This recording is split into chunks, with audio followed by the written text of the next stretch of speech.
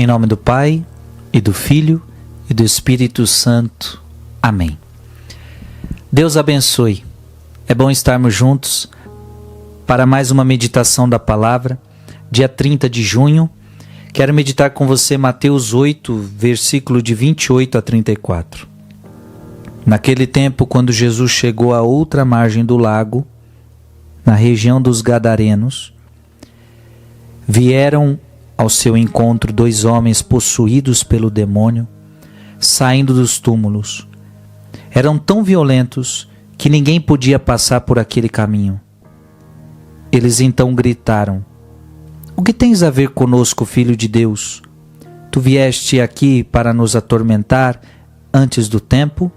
Ora, a certa distância deles, estava passando uma grande manada de porcos. Os demônios suplicavam-lhe: Se nos expulsas, manda-nos para a manada de porcos. Jesus disse: Ide. Os demônios saíram e foram para os porcos. E logo toda a manada atirou-se monte abaixo para dentro do mar, afogando-se nas águas. Os homens que guardavam os porcos fugiram, e indo até a cidade contaram tudo, inclusive o caso dos possuídos pelo demônio. Então a cidade toda saiu ao encontro de Jesus. Quando o viram, pediram-lhe que se retirasse da região deles. Palavra da salvação.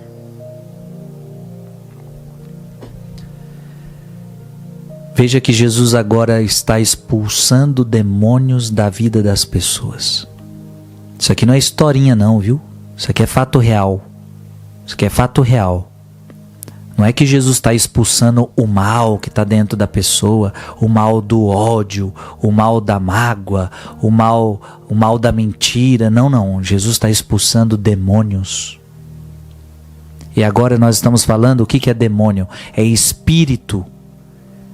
Demônio não tem corpo, então são espíritos malignos que agem nos ares, como Paulo vai dizer em Gálatas capítulo 6.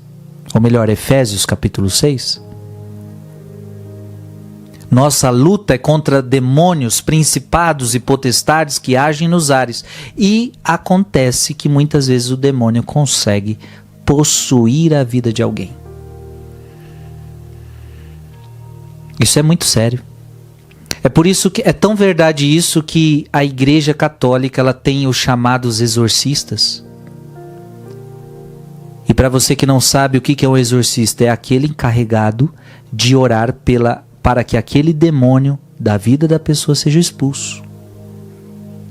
Então, é importante até que você saiba, toda diocese tem um exorcista. E geralmente não é todo padre que vai ficar fazendo exorcismo. O bispo delega um padre, ou alguns padres, tá?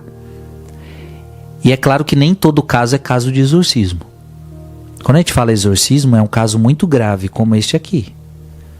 O pessoal aqui, os homens aqui estavam em túmulos. Deixa eu ver se eu acho aqui. Naquele tempo, quando Jesus chegou à outra margem do lago, na região dos Gadarenos, vieram ao seu encontro 2 homens possuídos pelo demônio, saindo dos túmulos. Eram tão violentos que ninguém podia passar por aquele caminho. Então veja, era algo grave. Então o que você leva para um exorcista? Coisas muito graves, que ninguém dá jeito. Já foi para o médico, já foi para psiquiatra, já levou para o padre, e o padre fala: olha, isso daí é mais grave. Então existe o exorcismo para expulsar demônios, e toda diocese tem um padre exorcista.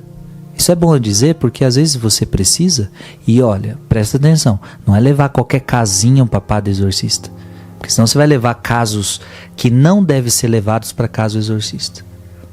Então, antes de levar para o exorcista, é bom levar para o médico, é bom levar para o psiquiatra, é bom levar para o padre, para depois discernir se leva para o exorcista. Porque exorcista é só casos muito graves, e ele está ali para isso, para resolver casos muito graves.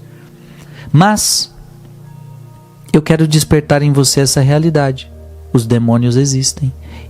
E se eu der brecha, por que o diabo entrou? Porque deu brecha. Eu queria dizer algumas brechas que eu, na minha história, na minha vida, na minha experiência, eu pude ver brechas que o demônio entra. Por que o demônio entrou na vida desses homens? Porque eles deram alguma brecha. E eu estou falando aqui como você que é católico, preste atenção. Uma das brechas que o diabo gosta de entrar é pecado grave. Ou seja, você sabe que é pecado e você sabe que é um pecado grave, mesmo assim você faz. Cuidado com isso. O diabo gosta dessa brecha, que é o pecado mortal. Outra brecha que ele gosta muito é a falta de perdão. Pessoas que guardam ódio no coração. Ah, o diabo ama isso. E é uma das brechas que ele gosta de entrar. Outra coisa que o diabo gosta de entrar é ocultismo. É quando você que é católico, estou falando com o católico, você que é católico começa a frequentar lugares que a Igreja Católica não te permite andar, que não condiz com a sua fé. E com todo respeito, mas quem é católico não pode ir para espiritismo, não pode ir para macumba, não pode ir para essas coisas que nós chamamos todas de ocultismo. Tudo isso dá brecha. Dá brecha. Então, pecado mortal, falta de perdão, ocultismo. Outra coisa, traumas não curados.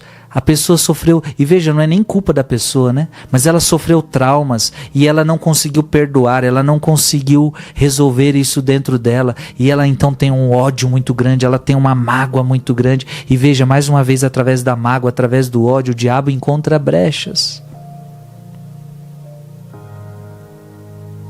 Então, este evangelho é para dizer isso, cuidado, o diabo existe. O diabo existe. Mas o centro do evangelho é Jesus expulsa o demônio. Veja que o evangelho inteiro é Jesus mostrando que sobre o diabo Jesus tem poder. Mas o que nós temos que fazer?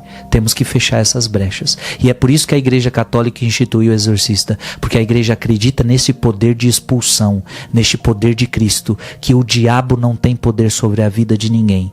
E por isso nós vamos orar, nós vamos rezar e o diabo vai ter que sair. O diabo não tem poder sobre você. Quem tem poder sobre a sua vida é Jesus Cristo. Mas não dê brecha. Que Deus te abençoe. Em nome do Pai, e do Filho, e do Espírito Santo. Amém.